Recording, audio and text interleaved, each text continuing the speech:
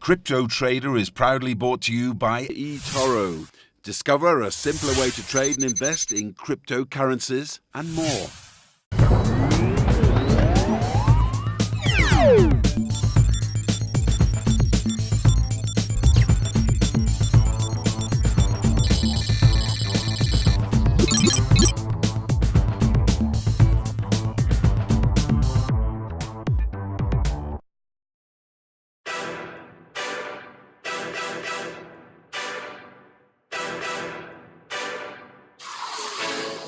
With the cryptocurrency and utility token market down at new lows, everyone's asking whether securities tokens are the next big thing. We're here in New York City at a special event hosted by the World Blockchain Forum about securities tokens and ICOs. Let's go take a look.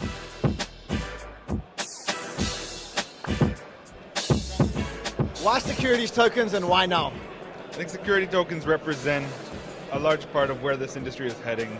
Digitizing real securities and digitizing real assets, we're going to see a lot more money pouring in.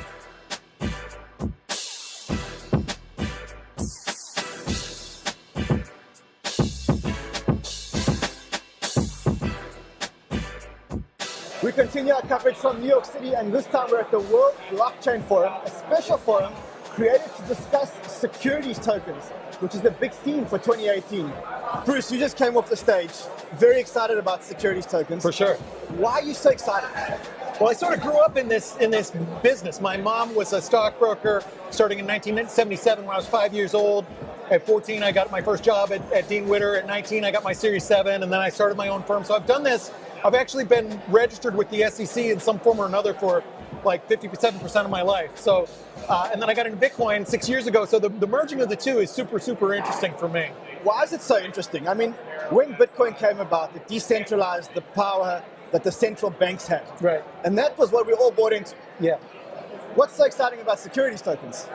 A lot of people don't realize how securities trade right now, and they think that the issuer of the security has a ledger, and they don't. The ledgers are done by extra trusted third parties, really trusted fourth parties, and that's what's really exciting to eliminate. For one thing, for a real use case on Wall Street, it's trillions of dollars that would be put in the hands of people where they can't control that now. And then the second part of that is that because it's a good system and enables liquidity, it opens up doors to trillions of dollars in other capital from other securities issued. Okay, now let's talk about the practical launch of securities tokens. There's a lot of talk about it. Securitize are coming to the market.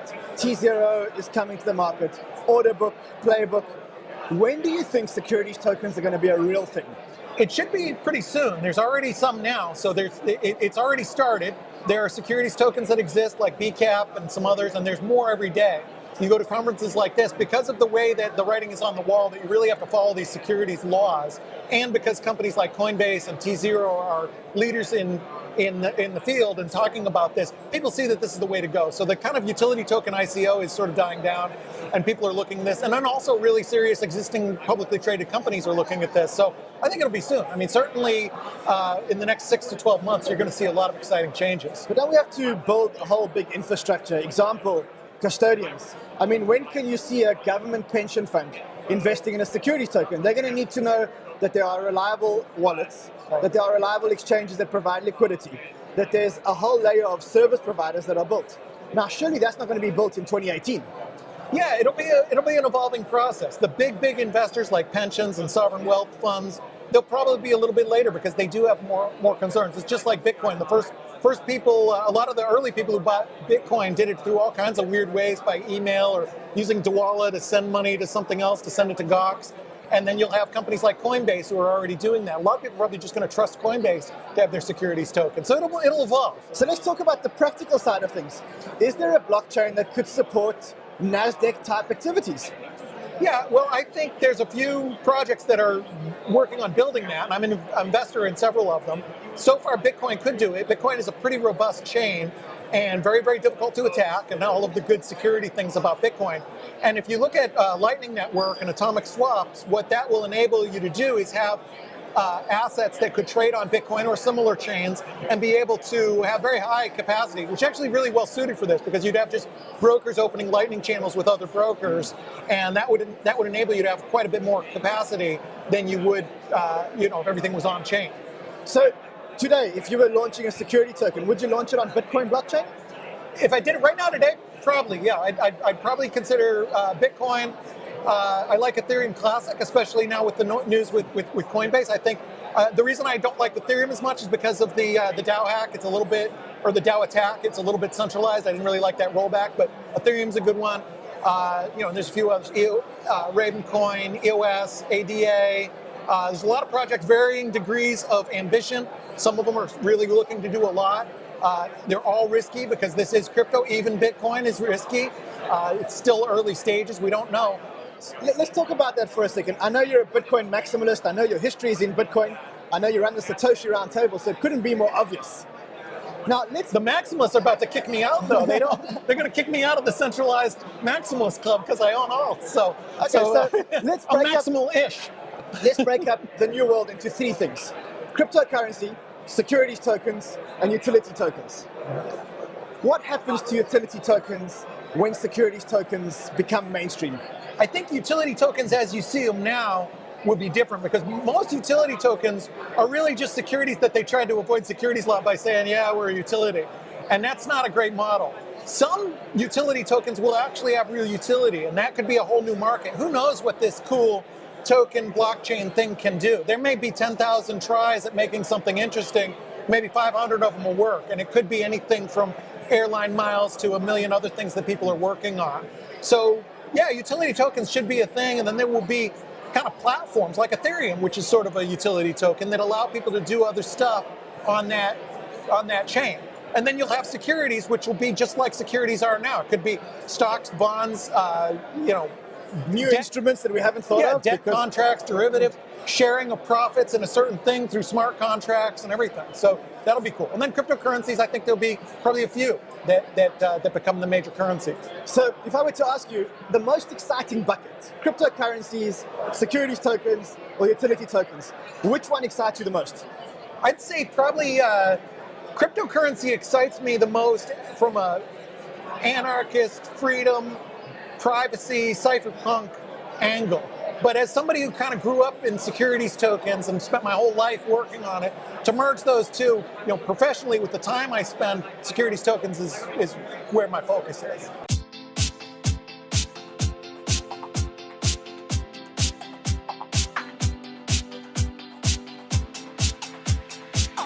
For those who don't know me, I'm Trevor Caverco. I'm the CEO of Polymath. We are the world's first and the world's largest security token platform that tries to make it easy for anybody to launch a security token. And after realizing how hard it was to do it myself, there was a big problem, but also an even bigger opportunity. And I'm very excited today because we are going to be launching our product on stage. One of the pioneers of securities tokens on the blockchain is Trevor Caverco. He's been standing up on stages for the last 18 months and preaching securities tokens. Today here at the World Blockchain Forum, they unveiled their system and they showed us a demo. Trevor, great demo. We know it all works. We know you guys have software. But when are the people going to come to the party? When are we actually going to see securities tokens? I'm glad you like this. This is a special moment for us. Everything in blockchain is new, and there's so much infrastructure to be built, especially in our space of regulated securities. You have to have exchanges, you have to have legal professionals, you have to have transfer agents, you have to have custody. So all these things we've been working with our partners to build simultaneously, and we think now is the inflection point where the real kind of traction starts to be shown in the market. Have you guys actually done any securities tokens issued? So we have our platform live today, so that's our main net, and starting now we're going full speed ahead to get as many 2018 STOs out the door that we can. Now, you're talking about 2018 STOs. We're in 2018, we're in June 2018, we're halfway through the year. Is the market ready for STOs today? Let me clarify my question. We don't have a real custodian yet. We don't have a real exchange with liquidity yet. I know T0 are coming online and a couple of others coming online. Coinbase made an announcement. But is the market ready? If you were to do an STO tomorrow, is the market actually ready? I think the market's a lot more ready than it was this time last year. There's a whole new infrastructure that we're building. Wall Street wasn't built overnight. It takes time. I think we're seeing a lot more excitement in the security token space. But as soon as you move into the kind of this regulated paradigm with the SEC and other global regulatory bodies, it gets messy. And part of what we're trying to do is simplify the whole process. And we truly believe that if we can do kind of what Ethereum did for ICOs, which is just make it easy, have a platform that others can launch on top of, we're trying to do the same thing for STOs. Now you mentioned the SEC. Where is the SEC when it comes to securities tokens on the blockchain? Have they lumped them into the same category as normal securities? My take this whole time has been, everyone's like, oh, security tokens, what are the regulators going to say? What are they going to do? But I think the reality is they've already spoken. Tokens, for the most part, are securities. And what does that mean? It means we have to follow existing securities laws. You have to register, you have to find exemptions to file under. That's what we did at Polymath. We were one of the first ICOs to file a Form D. We did a Reg D exemption for our sale. And we're trying to lead by example and show people that you don't have to run away from regulators. So if we think the regulators are going to love our product, we already have shown a lot of them, and they're very positive because we're interfacing with the existing frameworks. We're giving integrity to the regulatory rules that they already have, and we think that's important. So that's it kind of for me. I'm going to take a little break and call Thomas on stage. Thomas is our Chief Product Officer. When Thomas came on board, I tasked him with a challenge. Can you make this hard problem of launching a security token easy? Can you make it kind of elegant and beautiful? And that's what we're going to show you in a second. So let's welcome Thomas on stage. Thank you, Trevor. Thanks, everyone. So, like Trevor indicated, what we've realized is that launching a security token is a multi-dimensional problem that is also a transforming problem. Now, for our viewers that don't know what Polymath actually does, could you just spell it out for us in 1 minute? I can do it in one sentence. We make it easy for businesses to launch compliant tokens. So our thesis is that tokens don't just have to represent abstract notions like protocols, they can also represent real assets. So commodities, stocks, real estate, all of these assets can and will be tokenized. And the reason is because tokens provide a lot of benefits to capital markets. They can bring liquidity to illiquid markets. They can provide more efficiency in the form of eliminating your back office. You can have proxy voting directly on smart contracts. You can have dividends automated. So it's kind of like a a lot of people don't know this, Wall Street and the infrastructure it lives on is outdated. It was designed and implemented in the 1980s. What happens to utility tokens and cryptocurrencies as we know them today? Is this the reason why the cryptocurrency market is going down? Is it because we're about to see a new dawn, and that's securities tokens? I think what we're seeing is that there's no floor in these tokens. There's no tangible asset that backs a lot of these coins. And we're going to see, a lot of frothy capital is going to leave just as quickly as it came in. So what we're proposing with Polymath is a new paradigm. It's tokens that have a floor, like there's an asset that has real market value. So other than the protocols, the Ethereums, the Bitcoins, all the protocols, let's talk about the dApps, the utility tokens that are being built. Is this the death of the utility token? Should we take what Clayton says to heart when he says that he hasn't seen a utility token that doesn't look like a security? I think there's two things going on here. There's two kind of mega trends. One is the emergence of security tokens. And utilities don't have to stop growing. They're going to still do well, but we're going to see an explosion of security tokens launch. I think I mentioned this to you last time. If just one major New York hedge fund, we're in New York right now, decided to tokenize, and we're speaking to some of them, it would double the entire crypto market overnight. That's just one fund. Forget about a sovereign wealth fund. So my point is, we're seeing this mega trend of security tokens emergent. We're seeing another mega trend of utility coins saying, wait a minute, maybe what we did is actually not a utility, it's a security, and we're having a lot of people kind of retroactively realize that they're security. So when you add those two megatrends together, there's just one direction that this market is going, in our opinion. Trevor, crypto is 10 years old today. Is securities tokens, or are securities tokens the first real use case for crypto? The key here is, if we want to become a real ecosystem, 300, 400 billion, big deal. If we want to become like a multi-trillion-dollar asset class, we have to become regulated. That's the only way the big money is going to come in. Hedge funds, pension funds, sovereign wealth funds, they're not going to screw around with unregulated wild, wild west coins. They're going to want to see regulation. They're going to want to see protection. I had a meeting with some of the guys from Fidelity the other day, and they are just waiting with their finger on the trigger. They want to see a little bit more security. They want to see a little bit more custody being solved, that particular problem. And then they are ready to just flood the market with new capital. And I think that's what we need to become legitimized, and that's what we're trying to do at Polymath. So that's Trevor from Polymath. He says you've got to be like the SEC and protect grandma. Put her into securities tokens. If you believe in securities tokens and you want more content, hit the subscribe button now.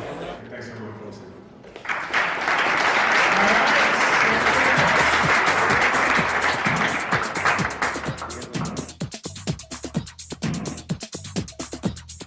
Does seem like the next wave in the industry.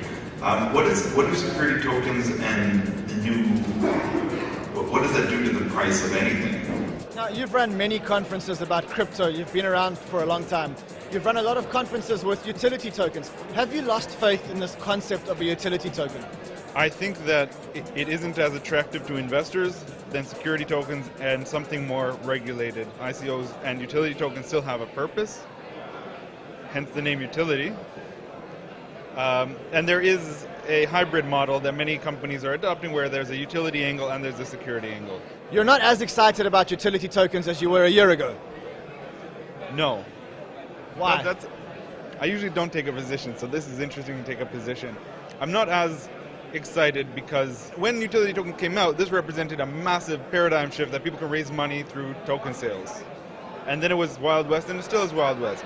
There needs to be a bit more structure here.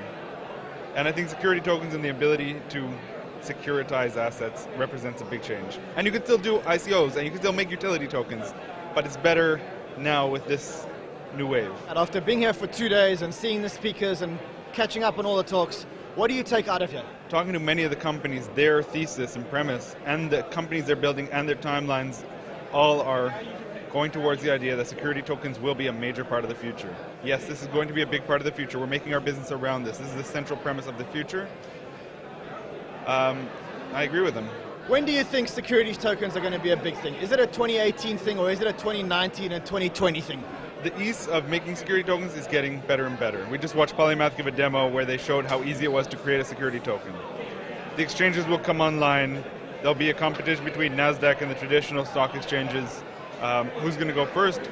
And then if you can tokenize your company in seconds, minutes, hours, days, and do an IPO or sell access to that, we need infrastructure first, and we're seeing infrastructure. I think within the next 12 months we'll see, I would say 8 to 12 months we'll start seeing really all this promise. I think wallets also are a big part of the future. I don't know if you'll be paying for a Starbucks coffee with a Starbucks security token. I don't know that that's the case. You probably will pay with a Starbucks utility token. You'll pay with Bitcoin. Probably still. Bitcoin? Yes. No, it's always good to see you. Thanks for having us. Thank you so much. Big round of applause for this panel.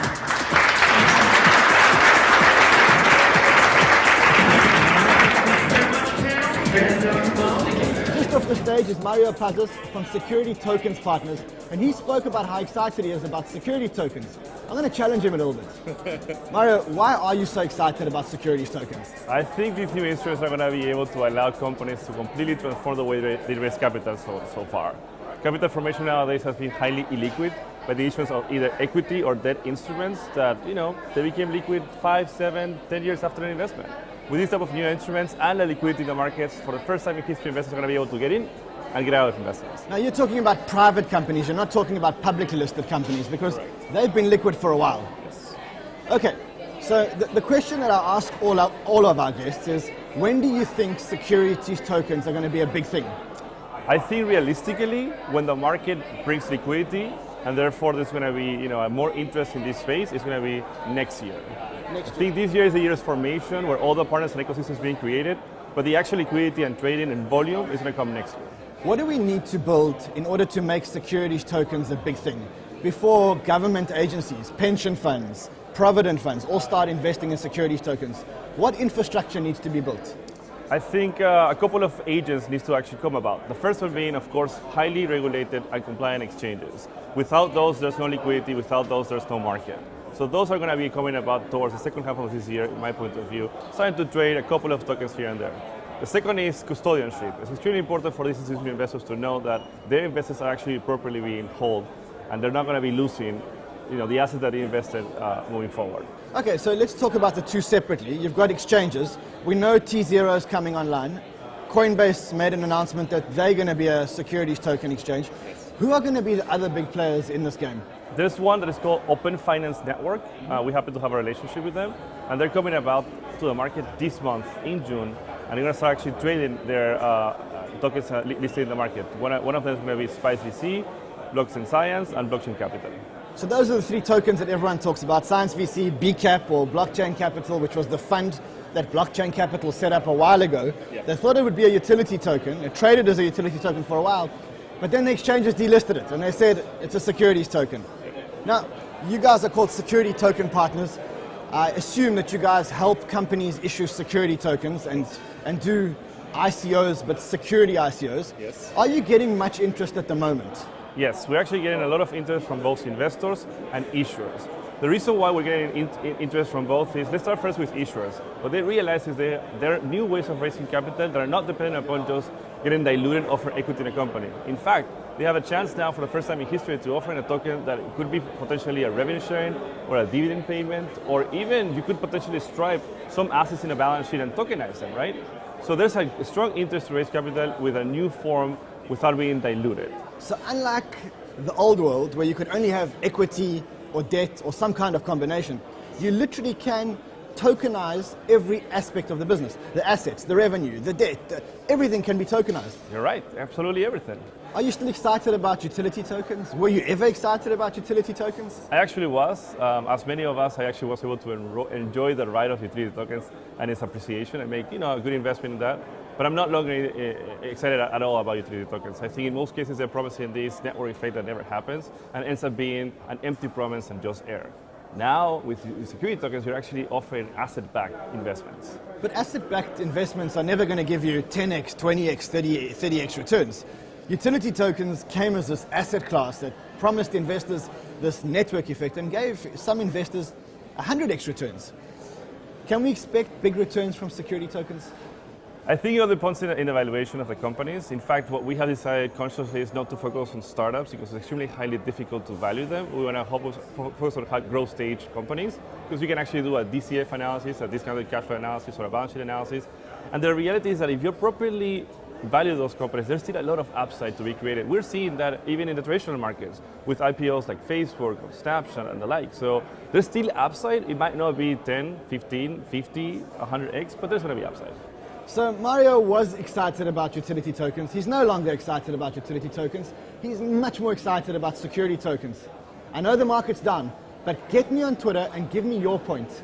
Are you excited about utility tokens or are you excited about security tokens? Let me know. I'm Crypto Man Run on Twitter.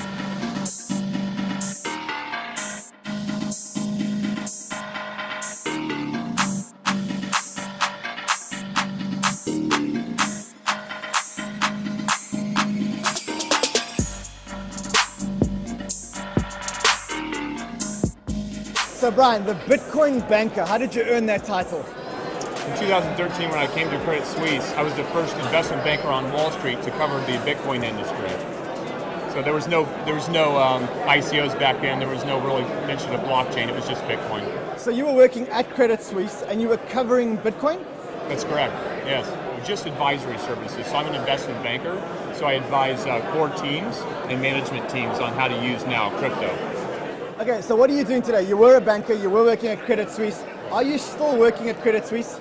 No, I spun out of Credit Suisse about 60 days ago to service the crypto markets from a full-service investment banking perspective. So we focus on equity, debt, and M&A, and utility and security tokens. There are a lot of big names that are moving out of Wall Street into crypto. Now, you look at the prices today, and you look at the market capitalization going down and down and down. I think today we're at about $275 billion. Do you ever think to yourself, I've made a bad decision? No, not at all. We're at the very early stages of the crypto evolution. This will be a multi-trillion-dollar market cap. Whether it's utility or security tokens, we'll let the regulators figure that out. but we're at the very, very early stages. Now, when you say early stages, I agree with you, but this technology is now almost 10 years old. Are we still early stages, 10 years old? Yeah, so crypto is, I believe it's actually three things. It's one, it's a technology, which is blockchain technology. Two, it's a financing mechanism through ICOs and now security tokens. And lastly, it is a philosophy. So those three things together is what makes up crypto, and those things have a long way to evolve. Security tokens, everyone's talking about them as the next big thing for 2018. But are they a thing in 2018, or are we going to have to wait till 2019 and 2020 before we have the right infrastructure to run securities tokens on a mass scale? Right. Right now, what we're seeing in the market is there's kind of three big hurdles to institutional investors. The first is custody, the second is liquidity, and the last is settlement. So the first two are infrastructure-based. People are building custody and liquidity solutions. And the last one is regulatory. We'd hope that the regulatory agencies would work quickly to remove the barriers and allow crypto, which is mainly peer-to-peer, to exist. When you talk about the first two already being built, you're talking about custody and you're talking about liquidity. They're being built. So we know that T0 is coming online, and we heard that Coinbase made an announcement a week ago that they're coming online. But as yet, we still don't have liquidity. How long before we actually have liquidity? Yeah, so I'm aware of, let's say, two handfuls of ATSs or entities that would like to be security token exchanges. So I think that over the next 12 to 18 months, you'll see those emerge, and then winners will evolve. But you're talking 12 to 18 months from now? I think so. The Bitcoin banker, do you sometimes get called by your friends at Credit Suisse, and they often look at you like, you've gone to the dark side of things? Well, certainly in the beginning. When I received the name the Bitcoin banker, it was in jest. People would mock me on the floor. And for many years, I wore that, and now it's who's laughing now.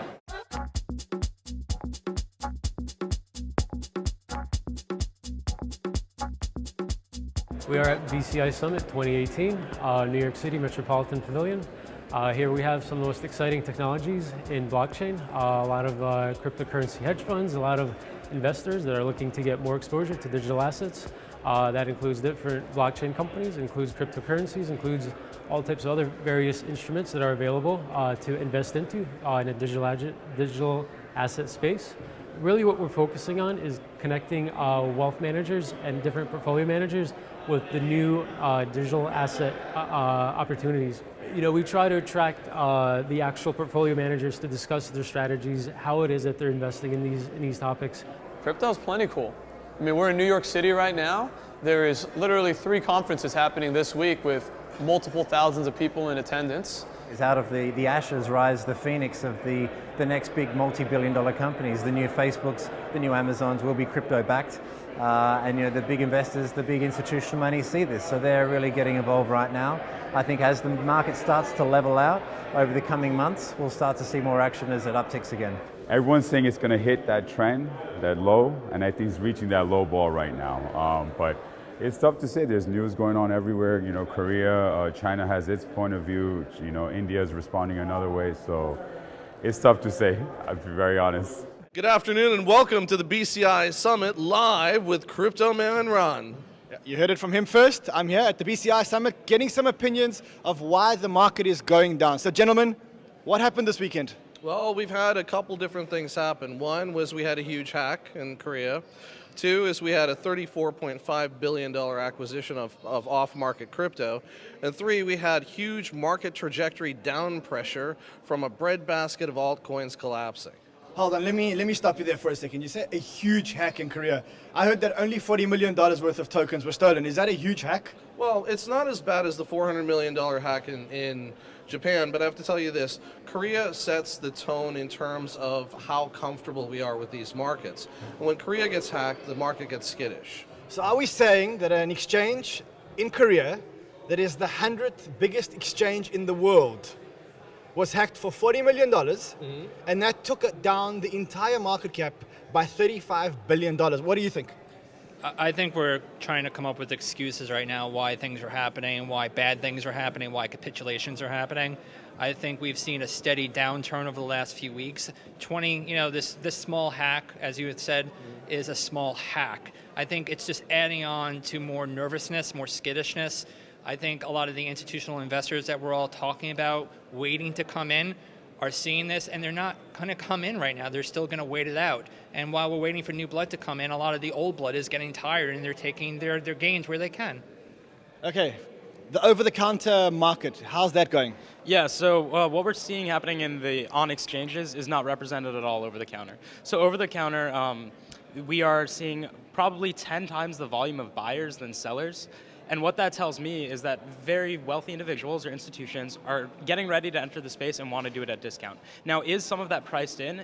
Is some of that market manipulation? I don't know, but I will say powerful, wealthy people are buying up crypto faster than they ever have before. So why isn't that being reflected in the prices? I mean, you can only drive up the over-the-counter so long before it actually starts to reflect in exchanges. Yeah, absolutely. So one of the reasons is there's still these like fat discounts that are coming in. So the discounts have fallen over the past month from, on billion-dollar transactions of Bitcoin, you were getting maybe 9, 10%. Now we're seeing closer to 3 or 4%. So one, we're seeing the margins shrink. And then as that happens, perhaps we'll closer align with the on-exchange price. However, I personally believe that those groups, due to the fact that so little is in float on exchanges, can easily pump it up and see the the upside be captured through the market. So what's it going to take for the market to turn? Well, I think it's two things. One is that the OTC pressures are going to normalize over the course of the next couple of weeks. And two, I think for the remainder of the summer, you're looking at cheap altcoin summer, okay? But as that starts to taper out moving into August, we should see a rebound of Bitcoin moving back towards about 7,800. So he's calling a rebound towards the end of the year. What's your feeling? I feel that we're probably going to test 5,000, and at that point, we're going to start seeing a lot of miners going to say, do I need to keep these machines on, or is it becoming cost prohibitive for me to keep these machines on? So I think we're going to test a bottom. We haven't tested that bottom yet, and I think that bottom's going to come in the next 3 to 6 months. And I think then at that point, you're going to have people who say, do I actually believe in this technology? Do I see that there's a future for this technology, and should I invest in it for the long term? As family offices, as I run a family office, and I've worked in the family office space for over 10 years now, I've seen a lot of family offices year over year. Last year, they didn't know what a Bitcoin was. They always asked me, what is this? And now they know what a Bitcoin is. They understand what blockchain is, but they're still very concerned about regulatory issues. They're very concerned about custodial issues. And as we start getting more answers to those questions, I think they'll start coming in. So we're not just ready yet. What's your opinion? Are we going to bounce soon? Yeah, we're going to bounce. By the end of 2018, we're going to see the 20,000 levels again. My personal belief is that we're going to see 30,000. Look, the reason so much is done off exchanges is liquidity issues. I see a number of solutions popping up for that.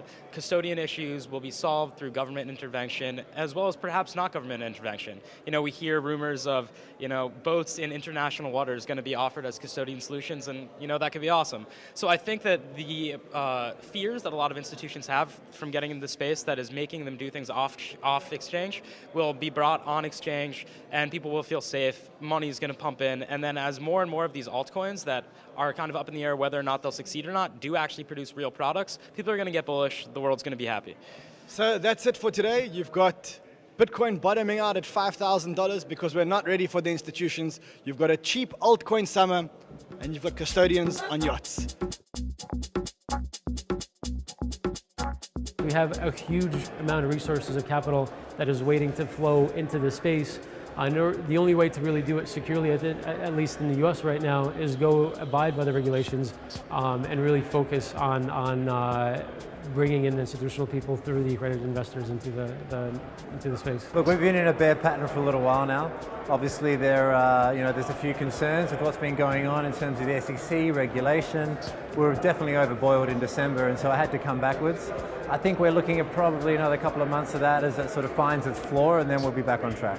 I would say 6,000, 6,400 is my speculation is the bottom. I don't think it's going to go below that. In terms of the industry as a whole, we need regulation. We need to have the bigger players involved. We need to have this become more legitimate. What you're seeing right now is the SEC shows no signs of loosening up on security tokens, so as a result, you're getting US-based companies that are just going to be raising from outside of the United States as a result, just meaning we as Americans don't get to participate, which is just a missed opportunity. The G7 nations are going to join eventually. Cities like Dubai, They're trying to blockchain the whole city. You have Malta, the blockchain island right now. Singapore is really friendly with the banks. And the trend that we want to see reversed is a lot of companies that are essentially US founders are just not raising from US investors anymore. Yeah, I don't want to see the American market missing out on the biggest technological revolution that's happened since .com.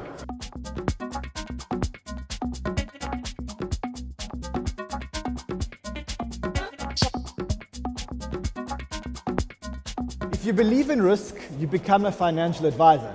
If you don't, you apparently become a lawyer. At least that's what my next guess is. David, where does that come from? That comes from a very old saying, I don't know who it gets attributed to, but it's a true statement. Those who have more risk appetite, they go into venture capital, they go into the financial markets. You're a little more conservative, you become a lawyer. So you gave me your business card, and there are a whole lot of lawsuits that you're working on: Coinbase, Kraken, BitConnect, Tezos. What do you actually do? So in about 2014, I became what I have self-described as the crypto advocate. I started doing a lawsuit against an exchange in Florida. Big Paul Vernon stole about $10 million in cryptocurrencies in 2014. And since then, that's rolled into, was the only lawyer in America filing lawsuits against cryptocurrency exchanges at $500 a Bitcoin. When I hit 20,000, my position was vindicated. A lot more lawyers doing what I do today. So what are you actually working on today? Tell us some of the stories that you're working on today. So the stories today, I would say, Tezos is a big one. BitConnect is a big one. I mean, I don't know if you know what BitConnect was, but it's a great story of what's happening in cryptocurrencies. BitConnect started somewhere overseas, probably in India, and they were telling everyone if you gave them money, you would receive a token. Then they told you you would get 1% compounding a day, and if you gave them $250,000 plus, you would get 40% compounding a month. Now, if I remember correctly, Vitalik tweeted that if it looks too good to be true, then it's got to be untrue. Well, to give an example, Warren Buffett expects 6% a year. If you can get 10% guaranteed a year for 10 years plus, you'll have a job with Warren Buffett. So to get 1% compounding a day is absurd. To get 40% compounding a month is even more ridiculous. But they raised $1.6 billion in about 6 months. Okay, now where do you come into all of this? So I represent the largest class of plaintiffs. That case is about, I believe, the lead class is going to be appointed in the next week or two. I'll be the lead class action attorney appointed in that case. Okay, let's talk about Kraken. So I see Kraken is also displayed here on your card. We represent about 25 customers who lost at the time, about $17 million. It's obviously at 95, it's now about 500, so it's a 5x return. Now that case was a class action, but it's now moved into private arbitration. So that's going into arbitration. So that's in arbitration. Fantastic. Tezos. Everyone's favorite. Everyone's favorite. I mean, and all of a sudden, in the summer of 2017, they raised over, I believe, $250 million. $200 million. That's now at the peak was worth even a crazy number. I believe now is worth about $1 billion. So why are you suing them? Well, they turned around and they claimed. So now they claim that they're investors, which I call investors, they called investors, but they now claim that those investments were actually donations. And we'll get into whether or not that is a selling a security, not selling a security, but there are a lot of different issues with Tezos, and we'll still say I'm waiting for the blockchain to come out. But the contracts, what did the contract say? Did the contract say that they're giving a donation, or was it an investment? Well, it depends. Some people say potato, some people say potato. Not every contract you sign is binding, and there are a lot of people who believe what they got was an investment because Kathleen Brightman, in front of cameras like this, told everybody she was dealing with investors. And now you're suing them in a class action suit. How big is the suit? That lawsuit's presently pending in California. Now, have you had any success in the crypto game against crypto companies? Yes. Who have you had success with? It's the beauty of being a lawyer. You do confidential settlements. Can't answer that one. Can't get anything out of this guy. Spoken like a true lawyer. Always good to have you. Absolutely. Thank you very much.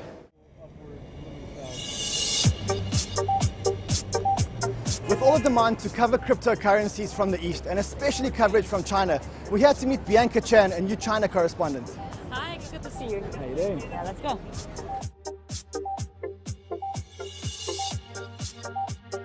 As the only televised crypto show in the world, we promise to keep our show global. And in this spirit, I've got Bianca Chan with me, who's a China correspondent and specializes in cryptocurrencies. She's also made a documentary called Next Blockchain, Yes. which has been viewed 2.5 million times in China. Bianca, it's such a pleasure to have you on Crypto Trader. Thank you for having me here today. Bianca, China, we keep hearing that there's legislation and that Bitcoin and cryptocurrencies are illegal in China. Is this actually the case? Well, the Chinese government made it really clear that they are not crypto friendly, but however, at the end of May in a conference, President Xi said blockchain is a revolutionary technology. So a lot of people are questioning, what does that mean? Is China going to change its attitude? Here's my answer. I just came back from China a couple of days ago. I hosted a conference about blockchain in China. The conference has certain connections with government. And in the conference, even it is about the blockchain, but several words were banned in the conference from being used in PowerPoint, such as exchange and cryptocurrency. So, and the biggest topic of the conference is how to implement the blockchain without cryptocurrency. Two takeaways away.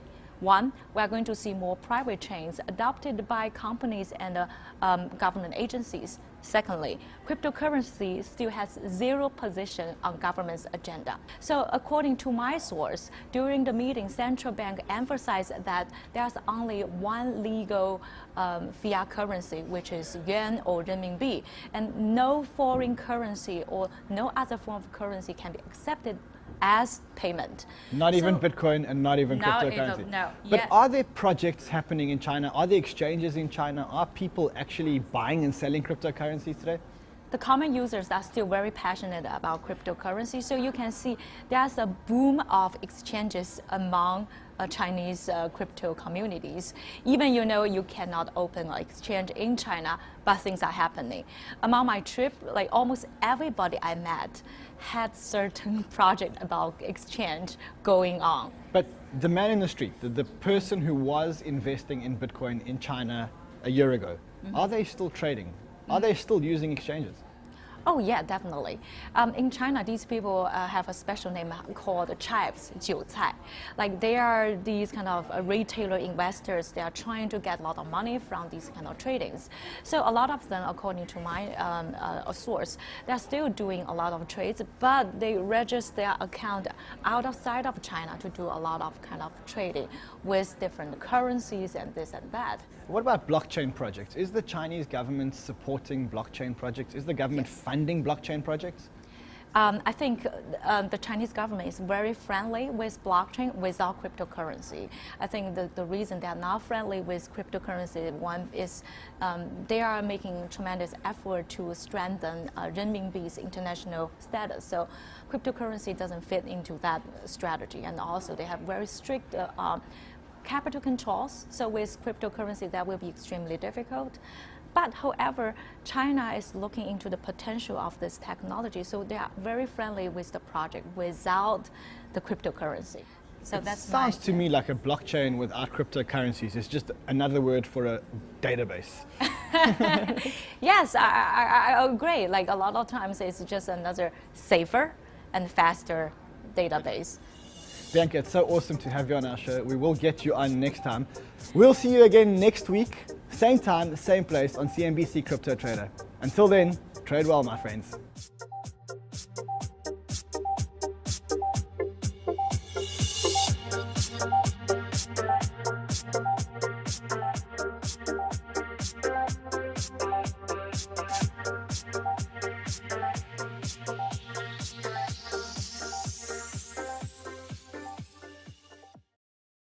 Crypto Trader is proudly brought to you by eToro.